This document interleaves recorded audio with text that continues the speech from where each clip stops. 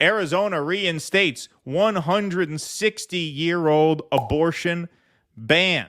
So this is one of these laws that went into effect post Roe v. Wade and that was upheld by a court. Arizona's highest court on Tuesday upheld an 1864 law that bans nearly all abortions, a decision that could have far-reaching consequences for women's health care and election year politics in a critical battleground state. Physicians are now on notice that all abortions, except those necessary to save a woman's life, are illegal, the court said in a 4-2 decision. But the court, whose justices are all Republican appointees, also put its ruling on hold for the moment and set the matter back to a lower court for additional arguments about the law's constitutionality.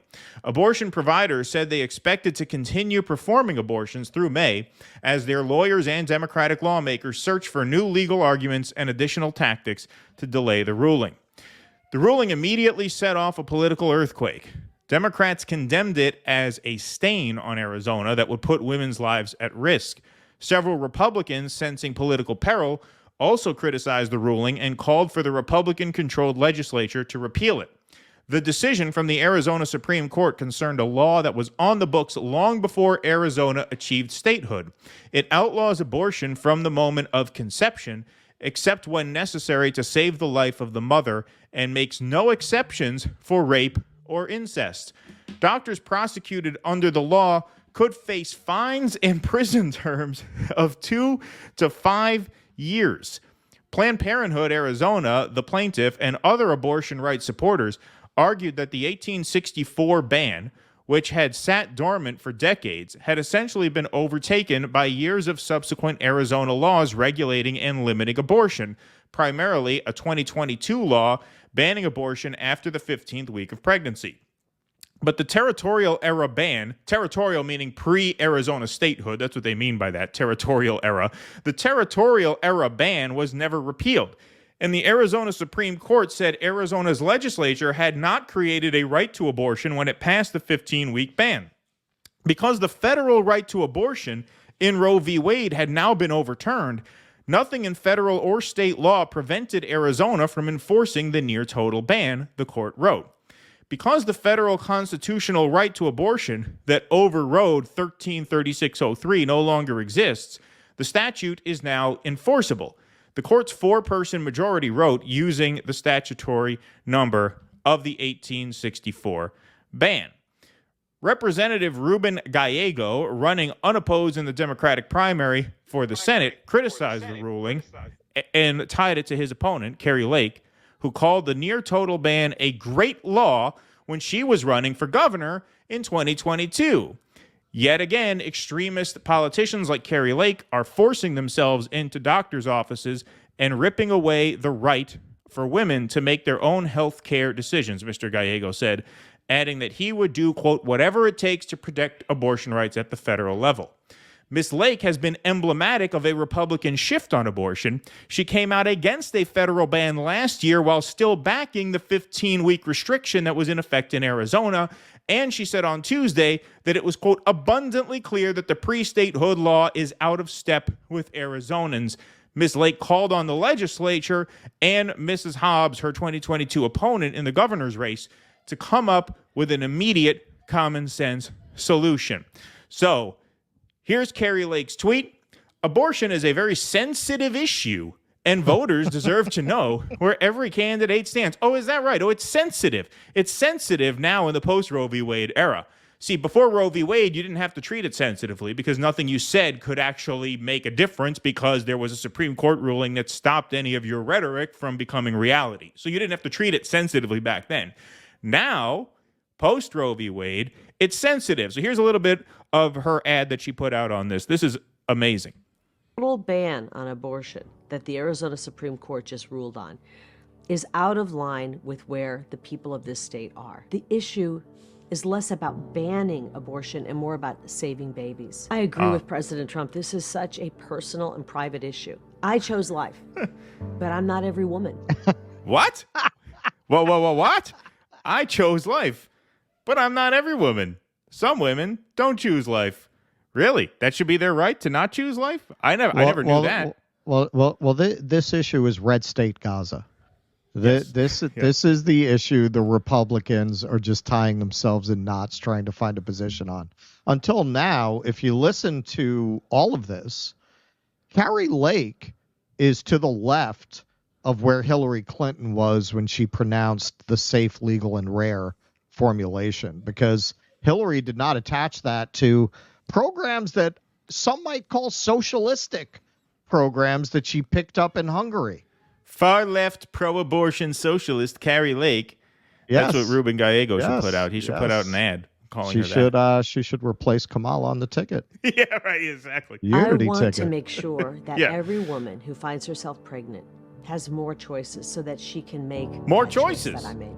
Wow. I'll never forget. Almost like you're The first- for choice, You're in favor pro-choice. of choice. You could, so what's a you could shorter way frame of that as saying pro-choice, in favor of choice? Pro-choice. Pro-choice. Right? Yeah. You're there you go. pro-choice. She's pro-choice. Interesting.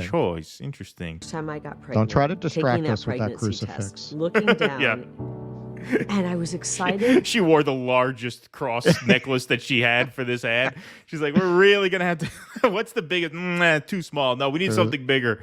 Yeah, exactly. She was like, she didn't wear it. would I be able to hang a piece of the true cross around my neck? Where do they have that? Bethlehem? Turin? Should Who I do wear have a to What call Would for that? Jesus Do baseball hat, or is that too Yeah. much? Would that be too much? It might look like I'm pandering. Yeah, right, exactly. But I'll be honest, I was afraid as well. I was nervous. I was anxious. It's natural for women to be nervous and anxious when they're pregnant. I never would ever assume that any woman Also, had when the there are same exact vampires in the feelings neighborhood, I that's had why I'm wearing the or cross. situation I had. Yeah. We know that some women are economically in a horrible situation. Oh, is that They right? might be in an abusive Huh. relationship. They might be the victim of rape. I agree with President Trump. We must have exceptions for rape, incest. She keeps going back to, I agree with President Trump, making it sound like he's pro-choice. No, he's not pro-choice. No, You're no. talking like a pro-choice politician, and all of a sudden we hear concerns about what if I the mean, woman is in he's an pro-choice economically when the tough cameras spot? are What if on. a woman is in an abusive relationship? What about all these considerations that you have to make? It's not as simple as being pro-life or pro-choice. There are other factors that you have to take into consideration. It's almost like that's what pro-choice people have been saying for the last 50, 60, 70, 80 years, as long as this has been an issue, that it's not so simple. And now all of a sudden she seems to understand it's not so simple. Well, that's the thing with this insane ad, because other than the attempts to not alienate the Trump base and the Christian conservatives, actually even the attempt not to alienate the Christian conservatives, this is a very typical kind of normie Democrat take on abortion. Other than wanting to be friendly with Trump. And she's far to the left of Tim Kaine, Hillary Clinton's running mate, who was pro-life. Yeah, no, this is, like I said, she's not only talking about, women should have the right to choose, I chose life, but not all women are like me. She actually gets into, as the ad goes on, well, maybe we should incentivize birth through economic, social programs, right? Economically focused social programs. We'll play a little bit more. Like a child the life tax of the credit, mother. maybe. Yeah. We as American people don't agree on everything all of the time. But if you look at where the population is on this, a full ban on abortion is not where the people are. The issue is less about banning abortion and more about saving babies. And we can do that. We are only as strong as our greatest institution, which is the family. I had a real eye-opening experience this last summer. I had the opportunity to visit Hungary. And Who it is that a completely statue of? changed Yeah, I don't know. my view of how we Probably should a deal Nazi. with this complicated, difficult issue. In Hungary, what they did I thought was so amazing. They started with their tax rate. And when you get married, they give you a cut in your tax rate. When you have your first child, they give you another cut. By the time a mother has 4 children, she never pays taxes again. That's called a baby bonus. I think we should do that here in America. We bail out banks and multinational corporations all we the should time. do that When- here. I'm going to have to cancel that vasectomy then, because I'm going to be at 3 this year. So if we yeah. implement that, we might need to have one more. It might Good be, thing you might be mentioned worth that. it. Yeah, I'm glad I It's feel like, it. it's like, All it's right. like Beanie Babies. You want a complete collection. Just going to have to put that in my phone, cancel Yep. vasectomy appointment tomorrow. Okay. All right, good. Here we go. When's the last time we've given an assist to a struggling mother in a family? So many young people are saying, I don't ever think I could become a mother or father because, heck, I can't even afford to get by on my own. How would I ever become a parent? They see the economy faltering. They see crime rising. They're working 2 and 3 jobs, and it's still not enough to get by. We need to make sure that our economic policies are growing our economy and making our young people prosperous as well. So, all right. So, yeah, we don't have to watch the whole thing. That's actually quite long. But, yeah, pretty amazing turn. Pretty amazing turn from Kari Lake there. And it's obviously not a coincidence. She happens to be running for Senate in a race that she was almost certainly going to win. I mean, she was up consistently in the polls, even with Kristen Sinema out in a head-to-head against the Democrat there. She was polling, consistently, 3 to 5 points up. This puts that race in danger. This is now a toss-up. That's how potent this issue is. And there was a report that Politico came out with about a week ago, right around the time where, she announced this pivot and where Trump came out and said he's not for a national ban. A lot of pro-life groups are falling in line, much in the way that like Planned Parenthood fell in line with the Democrats, even though the Democrats weren't exactly great on this issue. They were the lesser evil on this issue in the eyes of a lot of these pro-choice activist groups. Well, now the pro-life activist groups are making the same exact sort of calculation. Pardon me. They're saying, yeah, we wish that President Trump were for, a larger ban, but obviously the Republicans are still far to the right of the Democrats on this issue, and so we have to kind of fall in line. I always kind of suspected they would. I know there's the argument that these evangelicals are more religiously motivated than politically motivated, which was true until Ronald Reagan really made a pitch to these voters. Now they've had a taste of victory for 40 years, man. Once you get power, you don't want to give up that power. You'll become a lesser evil voter. Once you get used to winning, you don't want to go back to losing. You don't want to take yourself out of the game. I don't think that's going to be their issue. Their issue is going to be the moderates. The moderates do not trust them on this anymore. And most people in the country are moderates, especially on an issue like this, where most people, even in Kansas, by 60% chose to codify abortion rights in their state constitution. So that's where this is going to potentially hurt them badly, as it has in previous races. And so this goes from a lean red Republican Senate seat to a toss-up now because of this, I think. I think that's how powerful this issue is. And Kari Lake, no doubt, knows this. That's why she put this ad out. Sure. Yeah, from what I saw, I haven't dug into it. Biden has pretty much caught up with Trump in the polls. Nationally, yes. Which I don't understand why. What has happened? I think it's this issue. Because it's certainly not anything Biden has done. It's certainly not. The weather's warming up. Everybody's getting horny again, and they're like, "Oh yeah, we gotta. Oh yeah, that's right, abortion." Exactly. Maybe. Exactly. All the people are rolling around in the haystack up there, screwing around. Yeah.